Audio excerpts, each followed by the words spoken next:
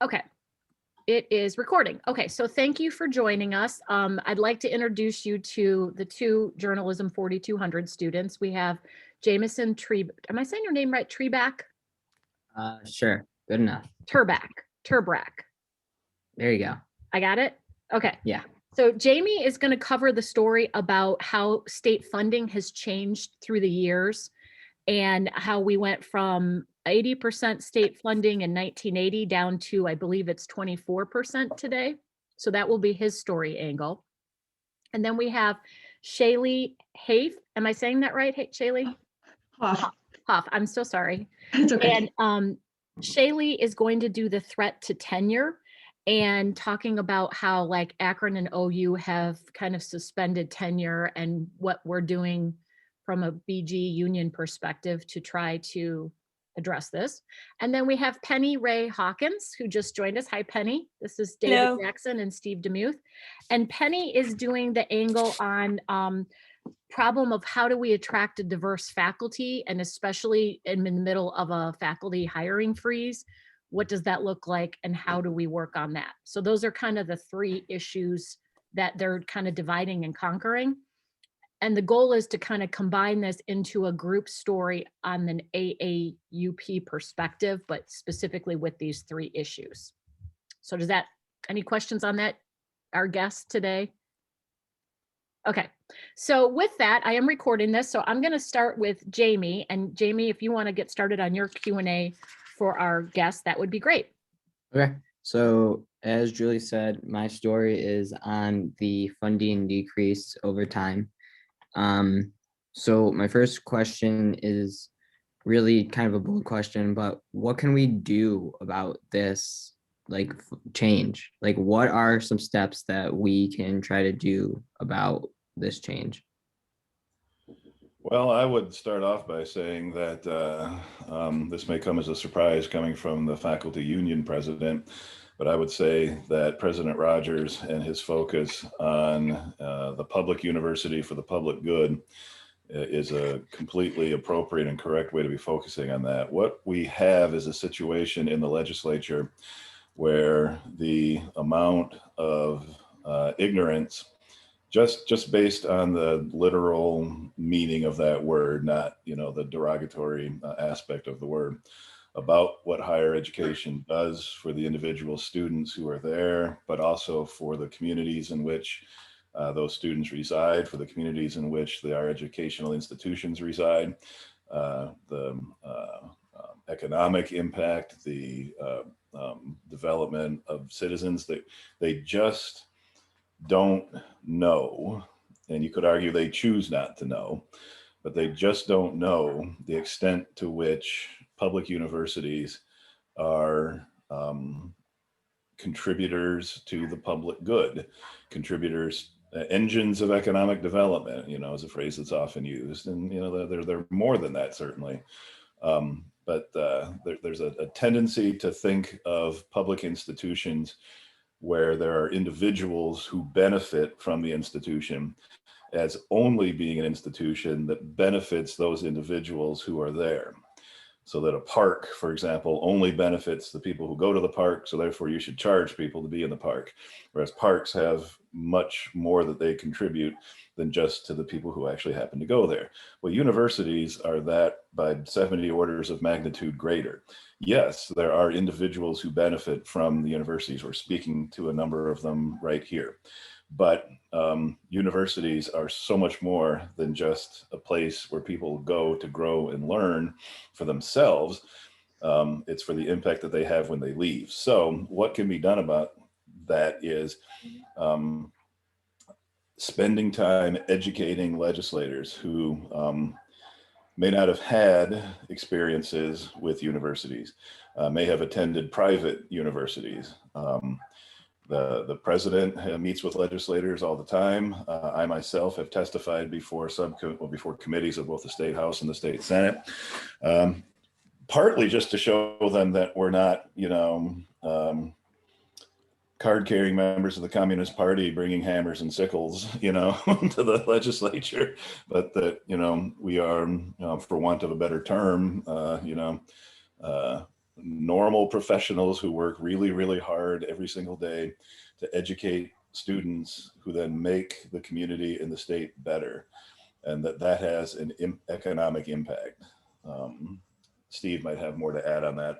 Yeah, I mean, I'm a sociologist, and I think that, there's been, over the last 40 or 50 years, there's been a growing sort of belief system, a philosophy that says that the private sector does things better and the public sector doesn't, that markets sort these things out, that goods are individual goods and not they're commodities. Higher education is a commodity, and it's something that's sold and bought and sold, and that those benefits accrue to individuals as opposed to the group. There's a decent amount of work that shows that in many ways there's something called the submerged state, this idea that somehow we've actually hidden all the benefits, a lot of the benefits of what government does and how it helps people. And so one of the ways to educate because it's not just one party that sort of subscribes to this view. I mean, it might be more dominant among Republicans than Democrats, but in general, there's this sort of belief system that somehow the government isn't as necessary as it is, and public, and these public goods aren't as necessary as we think. And so one of the ways is just to show people all the ways that higher education is a great value for the individuals and the society, that so much of what actually the engine of innovation and sort of thinking through these deep social issues comes from universities. So and actually it's in many ways less expensive, and so maybe showing those examples, making it more clear the ways that the universities, how they work, how they create new ideas, how they nurture students, and how they help communities, because there's a lot of activity that's sort of going on at the university that actually helps local right now. Local communities. And so they're doing it. And a lot of the people one of the advantages of the universities is that a lot of the people who get into working in universities, they're not doing it for the money, so to speak. So they really are in a way offering their expertise and their knowledge and their dedication in ways that are actually a lot less expensive and are public oriented than you would see in the private sector. And I think we sometimes forget that. We have short memories, and so a lot of people in the legislature don't even realize that the state contribution to higher education is as low as it is today, and that it was so much higher in the past. So how do we make up that difference? Is it strictly tuition, or are there other things besides tuition as well? You all make it up. Well, that's the main drive. I mean, that's the main engine, is that the state support has declined. And so now a greater percentage of that burden falls on individual students. And because they're individuals, they're not sort of pooling that risk and that shared responsibility for higher education. So if you look at why students drop out of school or don't complete an education, so much of it is about just the individual ability to pay and the kinds of things that can disrupt higher education. And so it makes it, there's more, maybe more upside for the individual in higher education, but there's a lot more risk for the individual and whether or not you can make it through that system. And so it is sort of an irrational, it actually makes sense to think of higher education as a public good because there are real benefits. And so I think it's almost like an ideology or a belief system not wanting to see the evidence in front of their face. And so it's about trying to change that, which is really difficult because it's become very embedded in the last 40 years, the sort of culture that the government is part of the problem and that public education as a social good, as a public good, is somehow not the best way or not relevant when the evidence shows the opposite. Well, and you just look at it from a very practical standpoint too. So, our biggest source of revenue is, of course, student tuition and fees. Second biggest source of revenue then would be state share of instruction. So state share of instruction is going down or not growing at a sufficient rate, but it's actually been going down, then you try to increase the other sources of revenue when one of your sources of revenue isn't keeping up. So tuition has gone up, which has helped create the student debt crisis that we face now because of the ideological transfer of the concept of the university as a public good to a private good. Therefore, by logical extension alone, that means that students should bear the burden of the cost. But then also other unseemly things can happen, which is the pressure to get money from other sources to create new revenue streams. And without going into specifics, not every granting agency, not everybody who wants to give us money, be they a private corporation or even a foundation, wants to just hand us money for us to do what we want to with it. It always comes with an ideological price tag, but the pressure then mounts to sort of swallow hard and turn the other way and say, okay, well, we'll take that money because, you know, you need it. So yeah, another example would be there's, you know, it's expensive. So for example, because the universities can't get state share, you know, don't get as much in state share instruction, they're looking for these new revenue sources, and they could be things like marketing. So like, how do we attract students to come to Bowling Green? And so you know, we have to spend more money trying to make the university stand out, or as an advertisement. Same thing with, you know, a lot of schools would argue that sports is something that they use as basically as an advertisement to create a reason why students should come to a particular university, and those things all cost money. Same thing with trying to get federal, you know, external grant support as part of the university funds. It's like, well, it costs money to actually create an infrastructure around supporting, applying, and retaining grant dollars. So it's become more expensive because of you're losing this, you know, this central source from the state. So do you guys talk to other leaders at other universities to try to like come up with plans to like when you go to talk at these things? Sorry, that wasn't a good word, but well, yeah, do you sure. talk with other university officials? Yeah, well, we're not university officials. Well, not officials, but like your role. Our equivalents, yeah. I mean, Yeah, Steve that's what serves I on mean. the board of trustees Yeah. of the Ohio Conference of the American Association of University Professors, which is all of both the collective bargaining universities in Ohio, which is the bulk of the universities.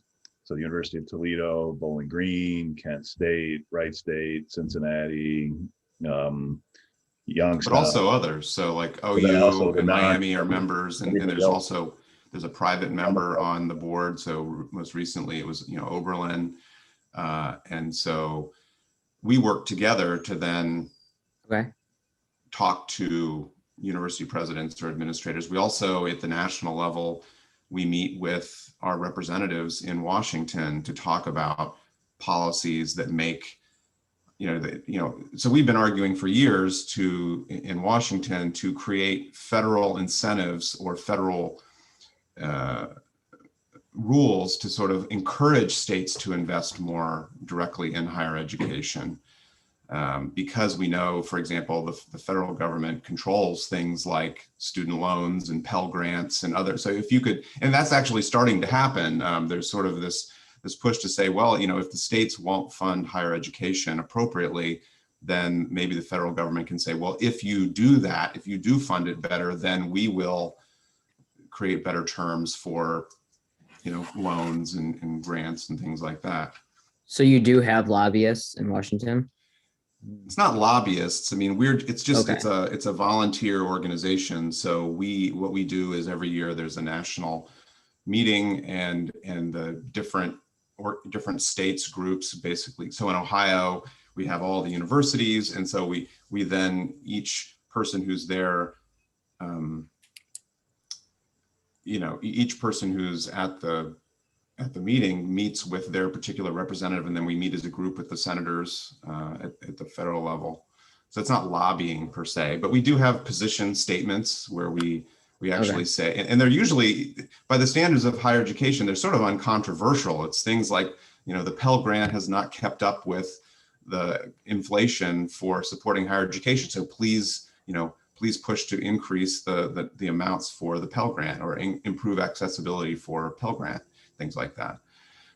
Okay, I'm just gonna say that I have to switch now to Shay because I know David has. We to just had share. one more question, and okay, it's really quick. Okay, My last question was just going to be, who do you guys suggest I should talk to more about this?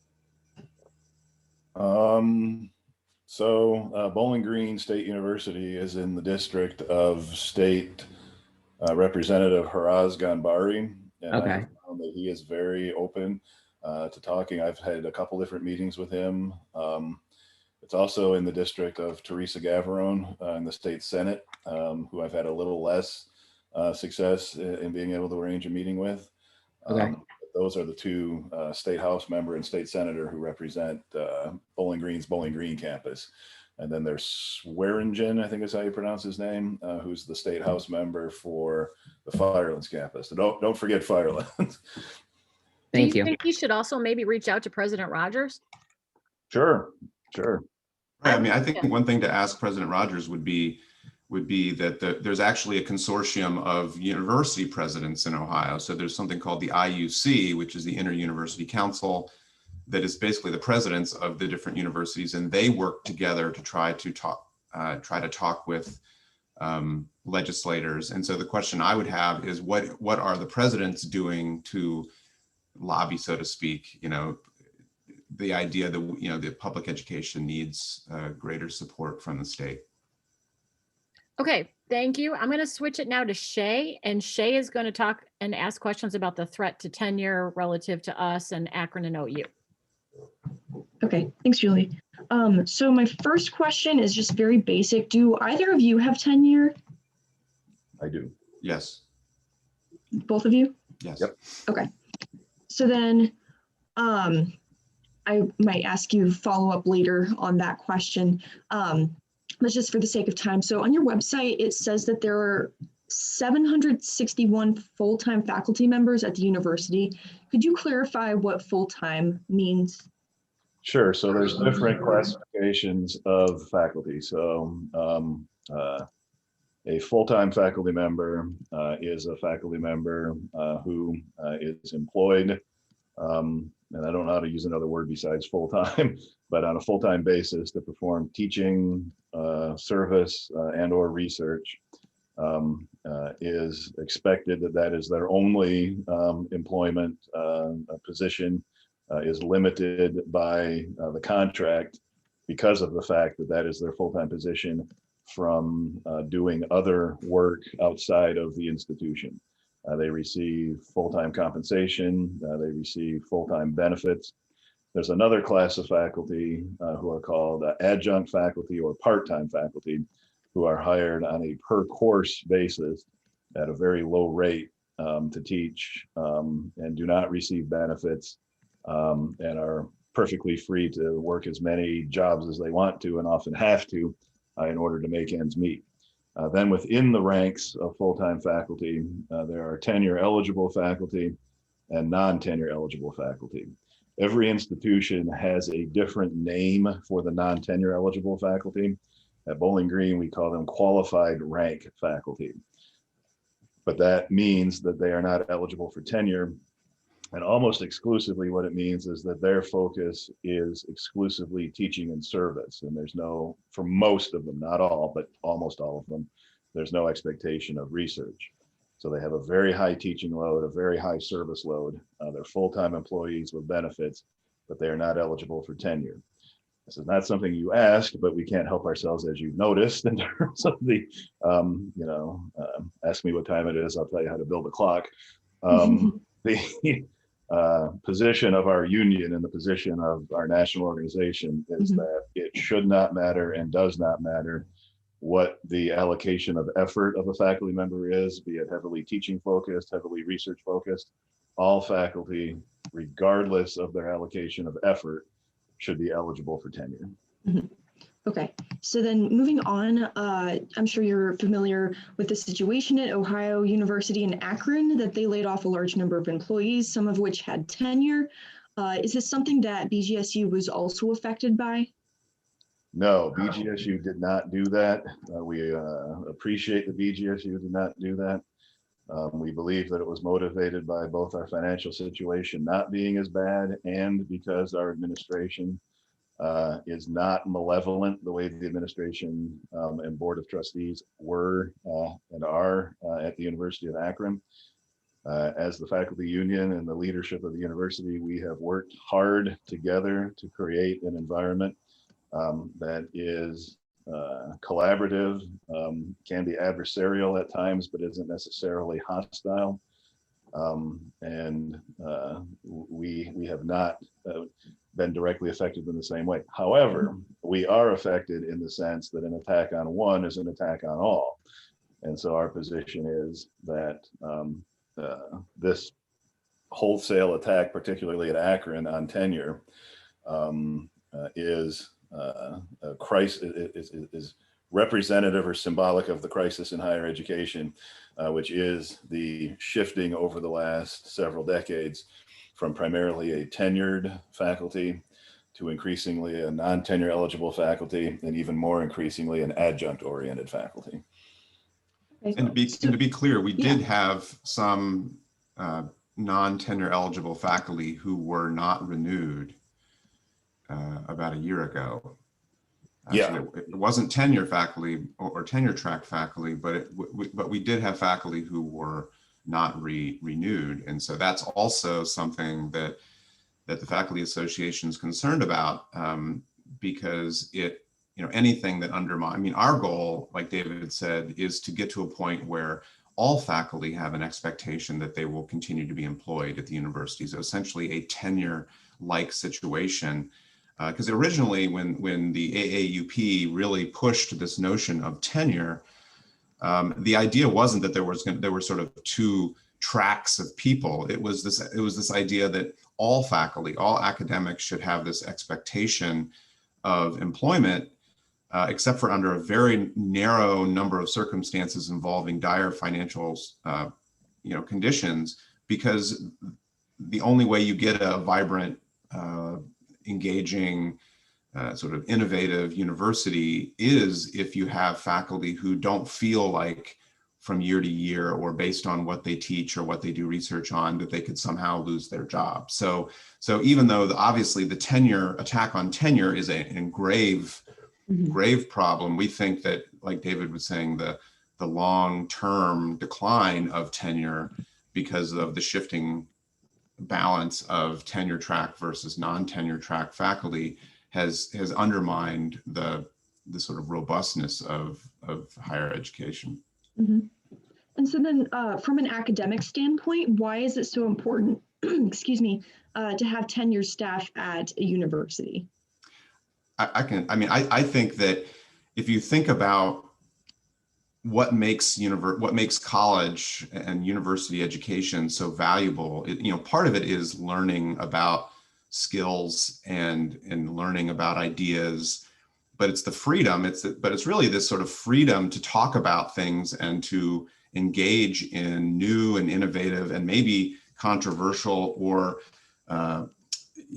fear-inducing ideas, because that's the only way. And so you need a forum for people to be exposed to this and to be able to engage in that. And if you look at the original reason why this concept of tenure was created in the United States, it was because back in the 20s and 30s, there were faculty who were being fired or non-renewed from universities because of the things they were saying in the classroom or the things that they were studying for research. And they were usually ideas that were threatening to the powerful, to the status quo. And there are things that, like, in hindsight, are not really even controversial today. And so I always tell students that what they're really getting from a high quality education is sort of being exposed to a group of adults who aren't afraid to speak truth to power, who are willing to be open and frank and aren't worried about losing their jobs because they are willing to engage in ideas that might be new and sort of unfamiliar to people. And students are better off Students are better off with full-time faculty and tenured faculty who teach smaller classes because they're able to establish professional relationships with the faculty member. You know, there's certainly situations where an adjunct faculty member makes sense. You know, when Al Gore or George Stephanopoulos were teaching, you know, at NYU or Columbia or wherever they were teaching, they were technically adjuncts. More realistically, here at Bowling Green in our Department of Political Science, I think we've had the budget director for the city of Toledo teaching adjunct one class in our public administration program because, you know, he knows how to do a budget. What the problem is a faculty member teaching 7 classes part-time on 3 different campuses, racing from place to place, never getting a chance to know their students, never getting a chance to write a meaningful letter of reference, never getting a chance to professionally or sometimes even personally mentor a student the way that they would want to, because adjuncts work really hard and want to do all these things, but are prevented from doing it by the financial situation that they're put in. So then last question here before we move on to Penny. In what ways has the AAUP taken action to resolve this issue?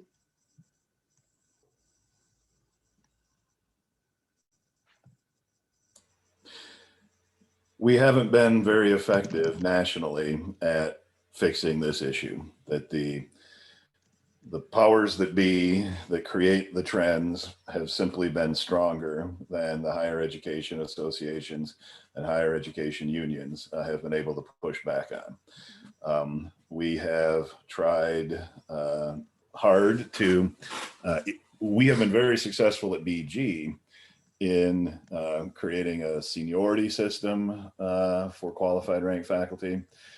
By creating some additional job security in the terms of reducing the amount of evaluation, by creating not quite a full expectation of reemployment, but a review system. Basically, the more years that somebody has as a qualified ranked faculty member, the more protected their job becomes, but it's still not the same as tenure, but it is a vast improvement from where we were. So collective bargaining works, and that's the case at most places that have collective bargaining. Is the qualified ranked faculty have greater protections, the non-tenure eligible faculty have greater protections, but the percentage of faculty who are unionized is just not high enough at this point to make a dent nationally. I don't know if Steve has an additional thought or some other. Yeah, thought. I mean, I think that one of the other challenges nationally is that if you look at the history of the AAUP, there's sort of different segments, right? There's the unionized segment, and then there's other segments, like for example, in private universities, faculty aren't allowed to unionize because of the Supreme Court decision that says that they're not, they can't collectively bargain. I mean, university. And so it's prevented, they're considered managers at private universities. And so they're not able to collectively bargain. And also there's a problem of just, and this sort of gets to diversity a little bit, which is that if the leadership and the history of an organization tends to be dominated historically by tenure track individuals, there has been less attention paid on, if you don't have that diversity at the table. So like, for example, one of the criticisms made against the AAUP historically is it's mostly full-time faculty. So what about the adjuncts? So if the adjuncts weren't part of the discussion in planning to how to overcome this push towards more adjuncts and towards less security, then it would be harder to make that clear. Same thing with people who are non-tenure track. And so there's similar issues with race and gender. Historically, the AAUP was dominated by predominantly white people and predominantly men. And so maybe that allowed certain issues, it kept us from getting out ahead of some of these problems related to a lack of diversity. And so I think these are things that now the AAUP is much more on board with, like they're really pushing. The president of the AAUP nationally is a woman, and also there's a greater focus. They have a real express interest in being, engaging in these conversations about diversity and improving equity and inclusion in academia in general. And so it's really about, organizing and getting people together to understand that they have a lot of common interests, even if they might be different in some ways. I think with that, it's a perfect segue into Penny's about diversity, if that works, Penny. And I know David has to go hard stop 12:15, right, David?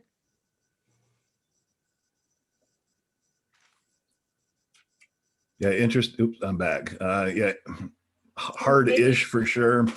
I've got something I've got a call I've got to make at 12:30, and I've got to do a little homework. So if you before the want to call. maybe answer the questions first, and then Steve, if you don't mind, we could catch you. Is that Yep. good? Yep, that's Okay. fine. Thanks. Okay, Penny.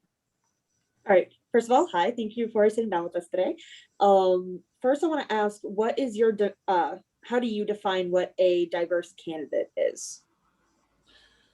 I think we would define a diverse candidate in terms of some sort of standard demographic characteristics, particularly with regard to race, gender, ethnicity.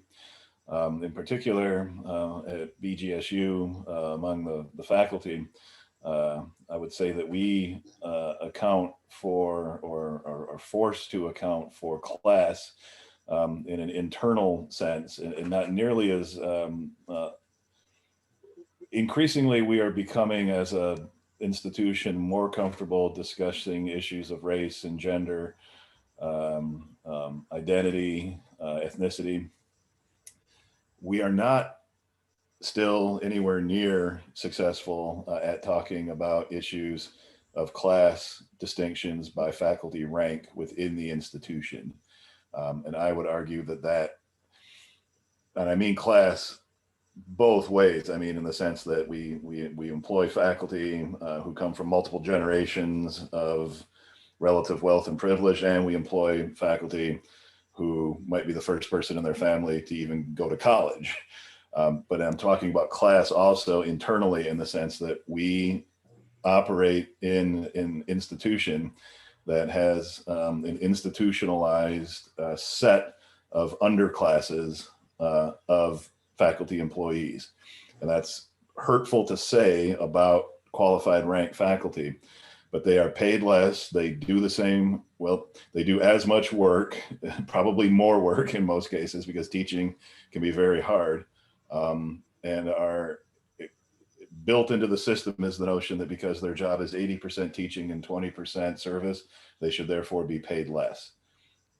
And then of course there's adjuncts who are paid sometimes $2,000, $2,500 per course to teach a class.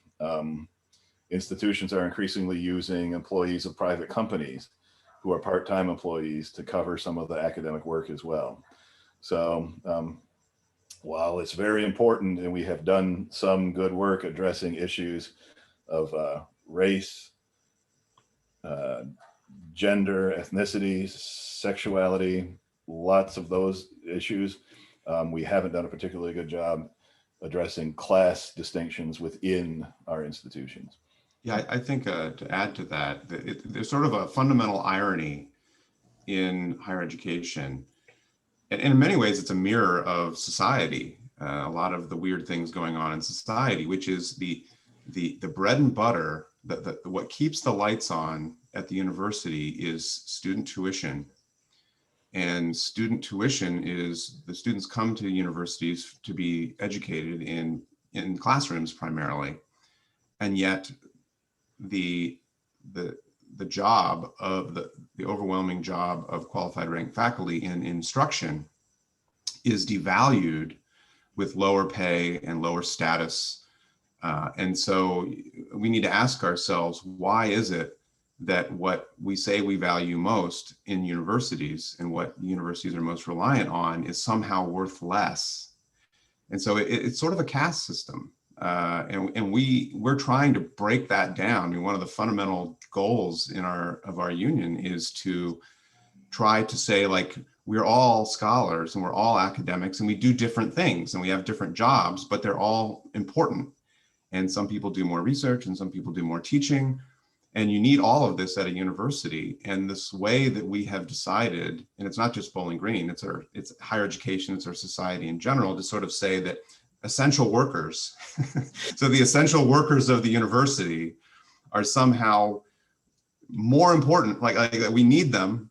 They teach a disproportionate number of the classes, and yet somehow they're also worth less. Is a contradiction that people don't like to have that discussion publicly, but it's a fundamental problem, even more so if you are relying on adjuncts, people who are basically saying, I want you to provide all this education for our students, but we don't want to pay you anything and give you any benefits.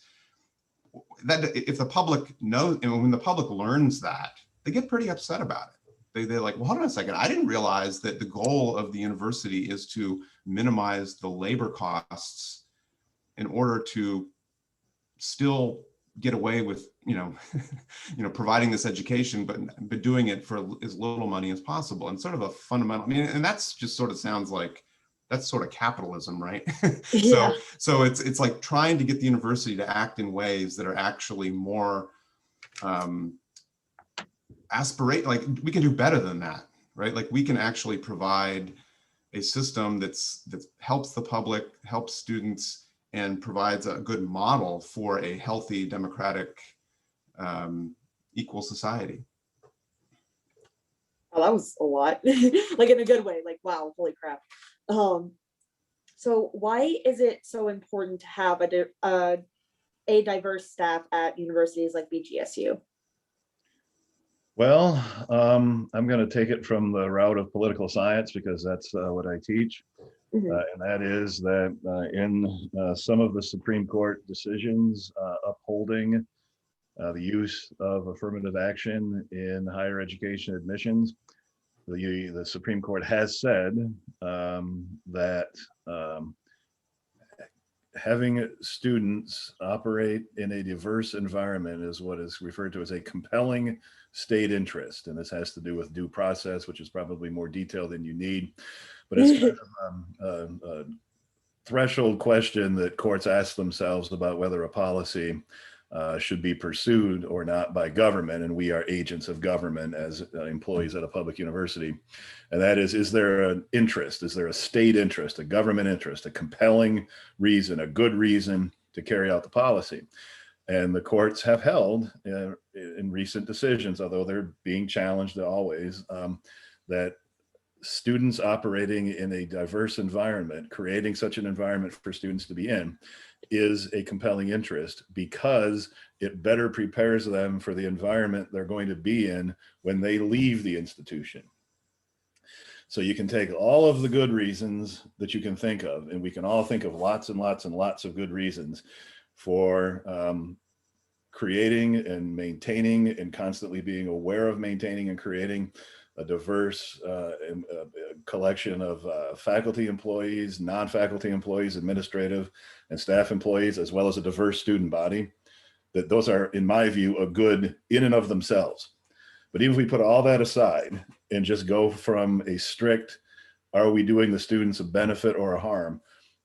We are doing the students a harm if they operate while they're here for 4 years in a non-diverse environment. And we are doing them a benefit if they are here for 4 years and operate in a diverse environment, because they will be better citizens, frankly, better employees, better leaders, better managers, having had that experience. Yeah, and I would say, just to add to that, that colleges and universities and the whole academic freedom idea is about understanding different perspectives, and no one, without diversity, people will not be exposed to ideas that are different from, or they're less likely to be exposed to ideas that are different from what they already had. So, to avoid indoctrination of a particular perspective that's very narrow, it's very useful to have a diverse student body and to have a diverse faculty and staff, because, and also, frankly, no one's going to know as much or care as much about issues related to different groups in society as those groups themselves. And so without a voice and without exposure to those voices, people might not, and this is even among well-meaning people, right? We know from the research literature that groups that are more diverse, not just in terms of identities, but in terms of perspectives, actually solve problems better, achieve more because they have there's more of a free and flowing discussion of different perspectives, and people don't miss things, are less likely to miss things when they have the diversity. Well, hell, I mean, you can make an argument that the entire American Revolution, despite the fact that it was, a complicated group of people with some very terrible tendencies, recognized the concept that the people are best represented by people like them, because they said no taxation without representation. And the British Parliament said, oh my God, the British Parliament represents you. Even though you don't get to vote for any of them, they care about your best interests. They'll take care of you. And the colonists said, well, hell no, they won't. The people who would represent us are us. So. Yeah, that makes sense. So what steps were taken to increase diversity in pre-COVID? What was going on at the university pre-COVID? It's hard for me to see. I can't really speak for the university. What were we doing union-wise? Or is there someone? Oh, sorry, go on. Oh no, I mean, I know that, in our last negotiation, in our last contract negotiation, the theme of our negotiation was equity.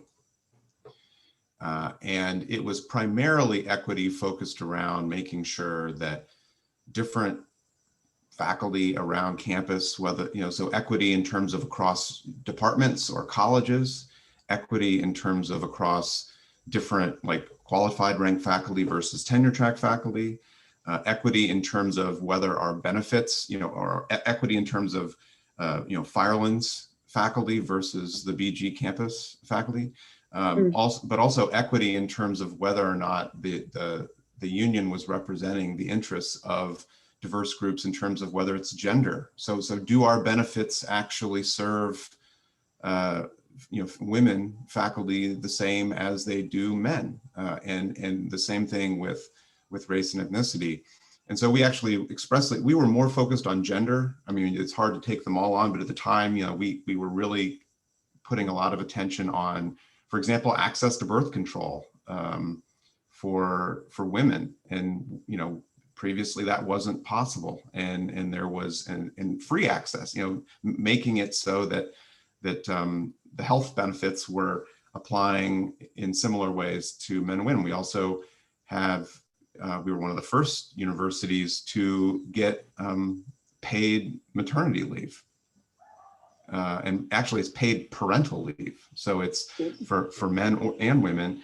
And so birth or adoption. Yeah. And so that was a major advance for us, to actually fight and get that benefit. I can say that's huge because I had a kid here at the university and I had to take like sick time and patch it together. So the fact that I can weigh in on that for you, Penny, that is big. But you can also still, so you get 5 weeks of paid parental leave and then still use other leave to stretch it out. I mean, 5 weeks isn't enough. 5 weeks, let's be honest, come on. Especially by global advanced post-industrial democracy standards. Yeah, really.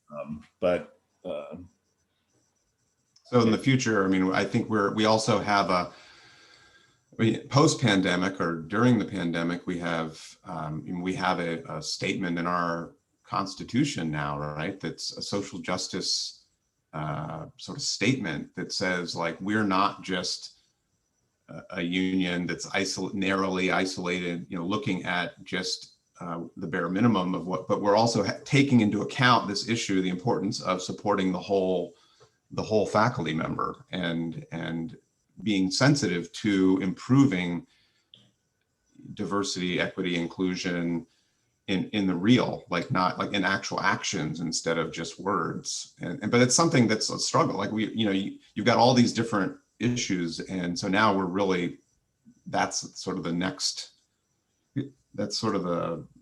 level that we're moving toward. I'm going to jump in because I know, David, you have to leave. Thank you so much. I would just also say that we're not getting as far as we need to, but we're working on trying to improve the diversity of the leadership of the faculty association as well. And that's constantly important work to recognize that while we're demanding that of others, we have to work on that among ourselves. Ironically, what I have to do is work on drafting some contract language.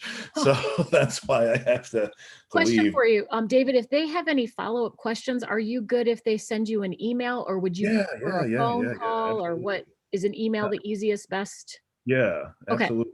Okay, I thank you know I for was committed to be here participating. till 12:30, but Thank a you. whole lot of stuff broke today that needs Yeah. to be worked No, out. that's fine. And Steve, I don't want to keep you. I know you probably have to go soon. So David, if you want to jump off, and Penny, if you want to finish with Steve, that would be fine. Yep, Thanks. that's fine. Yeah, actually, I realize now that a couple of my questions are better suited to people in the university than in the union. Do you have anyone you would recommend to talk to about these specific issues? I do. I think the provost, Provost Whitehead would be good. And I think that also Jennifer McCary, who is the Director of Equity and Inclusion and Belonging, and obviously President Rogers. I mean, I know that the university has a strategic plan, and part of that strategic plan is to improve and increase diversity, equity, and inclusion at the university, both in terms of faculty and staff and in terms of students, because, and some of it is from a sort of a practical, selfish perspective, because we know that the best way to attract and retain a diverse student body is to have a diverse faculty and staff. And there's been a lot of criticism from faculty over the years about the extent to how fast we've moved. We've done a much better job with students than we have with faculty and staff. Like it used to be that Bowling Green had a very low representation among racial and ethnic minorities. And we made an explicit move to try to improve that in the way that we reached out to high school students, in the way that we talked about ourselves and the other goals that the university has. And I still think it's a struggle. And I think that the faculty have been pushing the administration for a couple of years now to actually say, like, so what is the plan to actually improve faculty diversity? And so it's unclear. I know in the contract in our last contract negotiation, we actually included a pool of dollars. The administration agreed for a pool of dollars that the provost controlled to, in part, encourage retention of diverse faculty, recruitment of diverse faculty, because, like I said, one of our goals is equity, and so I think that they would have a lot to say about that, and I know they support that goal, and so I'd be curious to hear from them, like what their plans are moving forward. And it's a competition, right? I mean, so like all the universities are competing against each other to try to go there, because we know that students want it, and we know that society is increasingly expecting it, and so it's trying to increase diversity in the leadership, and also diversity in the faculty and staff. Okay, I only have one more question, then I'll let you go. Because you mentioned that you are the union is working internally to kind of increase their own diversity efforts. What efforts are being put forward towards that goal? So yeah, one of the challenges that all organizations have is that they tend to sort of replicate themselves. So when you think about like how do you decide, how do you start an organization? Well, you probably reach out to your friend, or you talk about it among your friends, and who are your friends likely to be? Well, they're likely to be people like you. And so it can be really hard, unless you're really intentional about it, to create diversity. And so, it was a little easier from the very beginning even to create gender, a good gender diversity and inclusion, because the faculty are pretty evenly balanced between men and women. And because of just the way that it grew out of some departments that had a lot of real interest and engagement around the development of the faculty association that were men and women. On race and ethnicity, it's been harder. Part of it is because it's, our faculty isn't as diverse as we would like it to be. And part of it is actually that it's a lot of work and time. And so increasingly what I know a lot of faculty of color find difficult is that because there's such a focus on diversity and inclusion, it's like they're being asked from everyone, by everyone, to contribute in some way to this diversity. And so there's unfortunately a lot of demands being put on a few faculty to mentor students, to be on committees, and so what we're doing now is we have this social justice statement basically in the Constitution, and it was created by a committee of volunteers to talk about social justice, and so the next aim is to actually create more explicit sort of campaigns around trying to improve participation and support around diversity, but it's so hard. I mean, and I would say to me, that's the major disappointment I think I've had is that it's just, we know it's a problem in terms of the leadership. And so we're trying to, when we reach out, we actually put out calls for please, volunteer, because it's all volunteer, volunteer to be in. And it's just a very limited number of people in general who are willing to do that. And so we're trying to, we're always thinking about, well, who do we reach out to try to ask, who it might not be a white man or woman, to be part of that. And it's just, it's a slow process. We try to develop it some through, each department has a representative in the council. It's sort of like a House of Representatives for the FA, and so there's more diversity in that group. And so we sort of use that as the building ground, the developing, pool for people who we think about might be interested in doing work for the organization. But not enough, I would say. It's like it, and but we're definitely, that's our goal really right now. Okay, with that, are there any final questions for Steve before we let him go? We're good? Okay, and Steve, is it okay if there's follow-up that they email you? Is that the preferred? Sure, yep, that Okay. works. Well, we really Okay. appreciate your time. Thank you so much. Yep, nice talking with you. Nice talking to you. And I'm gonna have my Thank you so much. 4200 stay on, so don't go away, everybody. Just Steve's gonna go away. Okay. Thanks again. Bye. Bye. Okay, hi. Hello. My smoke alarm, it hello. just said my smoke alarm is, if you hear it, it's not on fire. It's just doing a test. I don't know. So it might chirp, but I don't have to leave. Okay, so anyway, hopefully that was helpful, right? You got some of what you needed. I will, after class, review this, and then do you want me to just email you the recorded file? Is that the easiest thing to do? Okay. I Yeah. think Oh, if this okay, was sorry. recorded to the cloud, you can just send us a link. I recorded it to my computer. I didn't Oh, okay. I okay. didn't know the whole cloud thing and where it goes. I'm No old worries. school. And so I just recorded it to my computer to be safe. So after I'm done, I'll just make sure that it's there, and then I'll email that file to you guys if that works. Okay. Yeah. Works. So, okay. So let me back up because I didn't get a chance to listen to all your podcasts, but I like the music so far, Penny. Good job. I Thank got you. through it, and I got through your intro, and then I had to cut to get to this class. So I'm going to listen to it, but it sounds really good. Did you guys enjoy doing it? Yes. I got to be in the radio studio again. Oh, well, I want to make sure that you guys are putting this in your portfolios, because it really is like the final part of the package. So you should have like your public records request in your portfolio. Then you should have your story that was published, and then you should have the podcast. And that is like a really awesome package to have. I was just chatting with my friend who's an editor at the Blade, and I was telling her about the project, and she's like, that's tremendous. She's like, there's not many people graduating with not only a public records request, but also a published story and a podcast to go with it. And so she wanted me to tell you, please make sure to hype that. I know Jamie doesn't need it because he's already got a job, but like for those that don't have a job, make sure you're putting this front and center and talk it up in interviews. Cause she's like, I would hire based on what you're telling me. So that's really huge. Okay. Bye, Um, Jamie. Oh, bye, Jamie. Oh, he left. Okay, so then just a couple other things before I let you guys go. How are you feeling about your AAUP stories? Do you know the direction you want to go in? Do you? Oh, absolutely. Yeah, I think so. Okay, They really helped.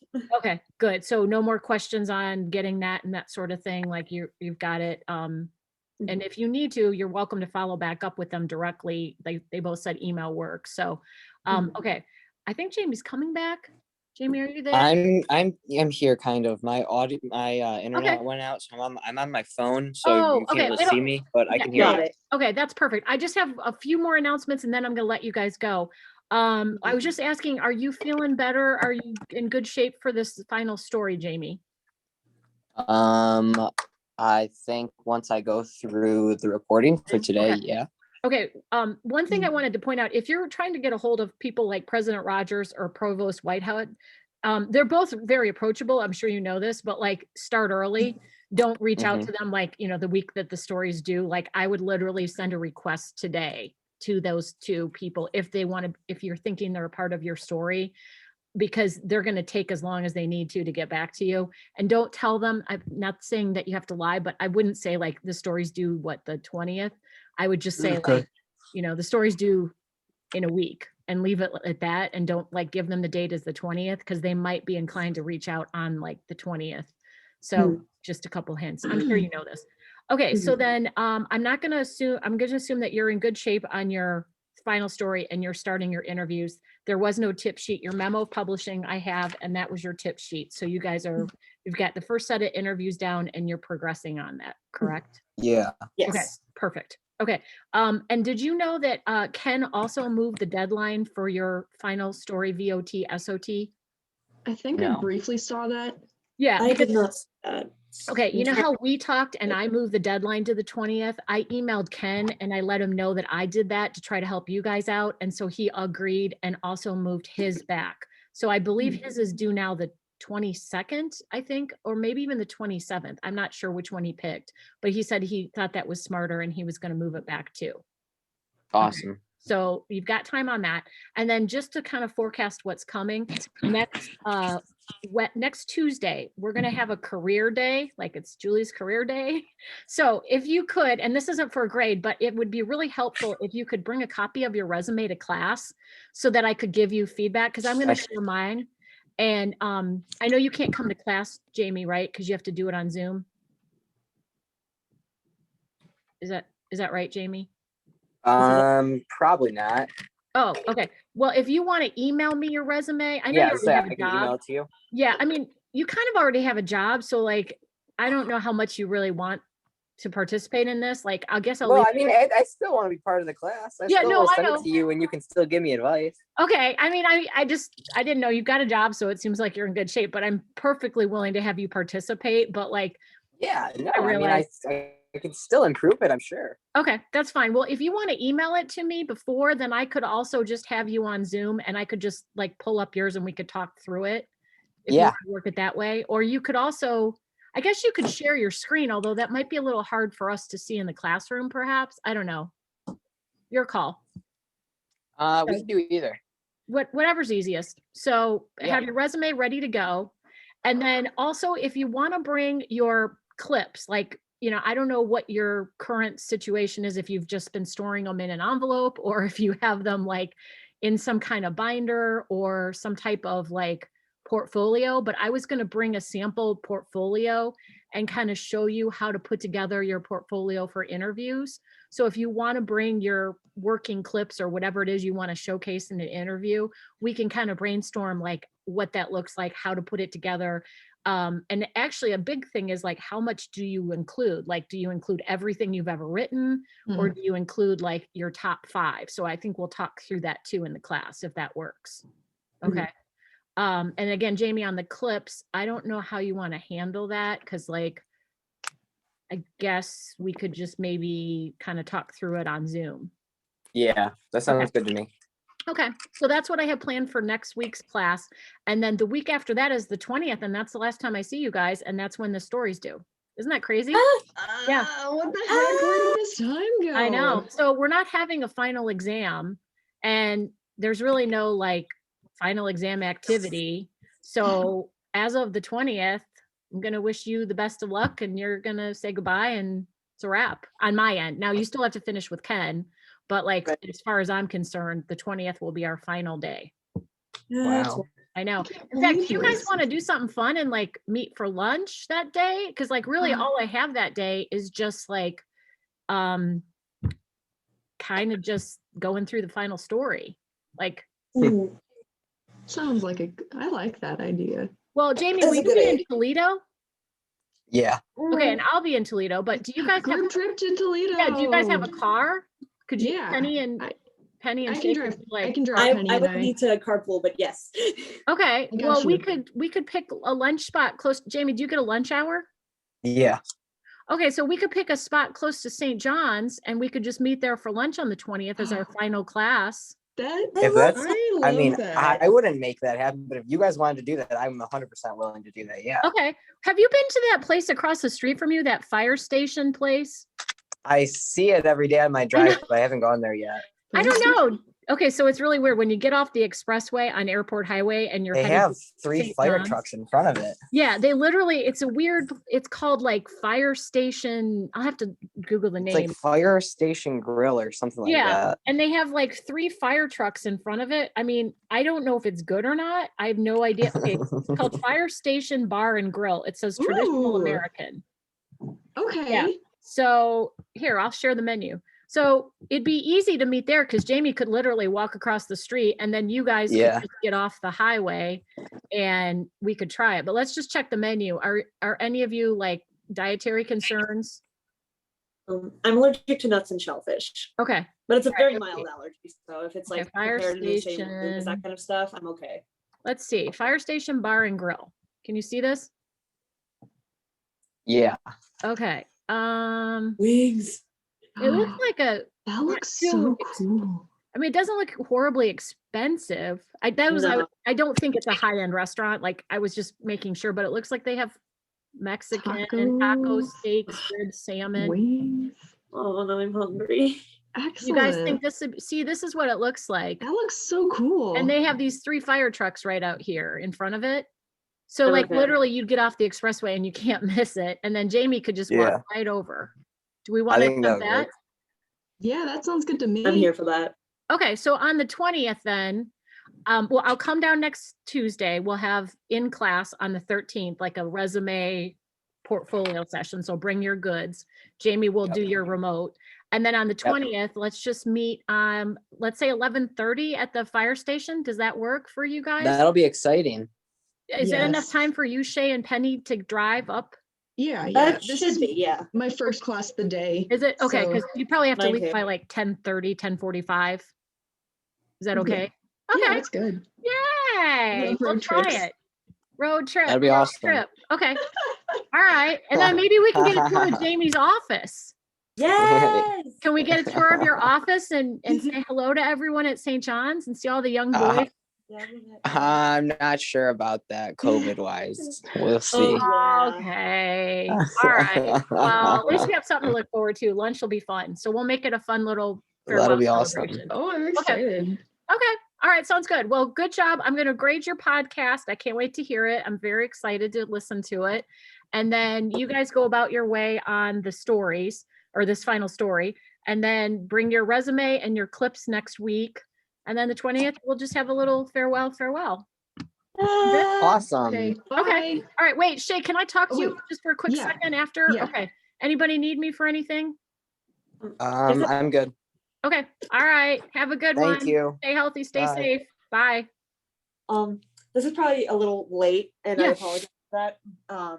But when I submitted my public records request this morning via Canvas, I sent screenshots of like the emails I sent and got. Do you also need the PDFs of the public No. files? No, I just want to see like what it looked like from a process standpoint. So the emails will be fine. Okay. Because I Yeah. didn't send all of them. I mainly sent the one that I sent that got me results. Yeah, that's all that I needed to see really. Okay. Yeah, that's Awesome. fine. Yeah, you're in good Okay. shape, Penny. Sweet. All right. Y'all have a good day. You Bye, too. Penny. Bye. Bye. Okay, Shay, sorry. I didn't want to talk in front of everybody just because Yeah, that's this okay. is kind of like a one, it's like Kim is my best friend. And she texted right in the middle of this class and she's like, hey, do you know anyone that wants to stay in Toledo? I'll read you what she said. She said, we have an opening on our web desk and possibly reporting too. We would need the web job filled as soon as possible, but could possibly wait for a graduate. And that's when I said, I have the current editor in my class, I can ask her. And she's like, this is awesome. Please have her call or email ASAP. If she has a resume, send it right away. We are looking to hire now. So I Oh. don't know. I mean, are your plans to stay in Toledo? Because it definitely would lock you here. Well, I mean, how long? Well, I guess I would have to like ask her about and everything. I didn't have any plans after graduation. I was just going to go back to my house in Dayton Okay. and start cleaning out my room so that Okay. my mom doesn't have to deal with my stuff anymore. Yeah. But other than that, I was just gonna like start working on my resume and portfolio and start applying for jobs, I suppose. But if this is, Yeah, she's hot. Like she wants it now. So do you have a resume now, or are you thinking you want to wait until the 13th? I was like editing it and like updating it during class actually. Okay. So maybe after today or something, I'll send it to her. Okay, that sounds good. Yeah, I would definitely at least introduce yourself this week and like say that, you know, here's my resume and I can meet with writing clips or whatever. The other inside track that I want to give you is she is very similar to you in the fact that she went to Ohio State and was the editor of, I believe it was called The Lantern there. And during her time, you're going to appreciate this, when she was the editor in chief, basically what happened to you recently happened to her. So like in Really? yeah, so you have a lot in common that you don't even know about. So when she was the editor of The Lantern, the university came and said, we're taking over this publication and we are going to run it. And so she actually, it wasn't her final semester when this happened. She had literally started in the fall. I think it was September. And in October, they reached this decision. And so she actually published a rival paper to The Lantern that was kind of like an underground one. And I remember talking to her when she was doing this and like, she was freaking out because people were telling her like, you're never going to fit, you're going to fail at this. Like, this isn't going to work and you're never going to get a job in journalism. And, you know, you're going to be blacklisted for doing this. And she succeeded. And to her credit, she got a job right out of college working for the Blade. And she's been there 30 years. And now she's the only female editor in the country, actually. So Really? yeah, so she's Wow. really an awesome person. And I just think that you needed to know that backstory because you guys kind of have a lot in common. And when Yeah. all this broke at Bowling Green, I was talking to Kim about it and I was like, God, the editor's basically going through what you went through. And she's like, yeah, totally. So I'm just telling you this so that if and when you talk to her, you can like have some commonality. Yeah. So I think that's really kind of weird that you're both walking the same path right now. Yeah. Thanks for the inside scoop. Yeah, anyway, so okay, so reach out to her and then definitely get a resume to her because it sounds like they're like wanting to interview like next week. Wow, really? Oh my gosh. Yeah. So Hopefully, I'll probably ask her if I'd just be able to start after graduation because I think you could work that out. Yeah. I'm pretty sure you could totally work that out. But yeah, wouldn't it be nice to graduate and have a job in hand? No kidding, yeah. Yeah. So anyway, so keep me in the loop, but that's the scoop. Okay, thank you so much, Julie. Okay, no problem. Have a I'll good see you day. later. Bye. Okay, bye.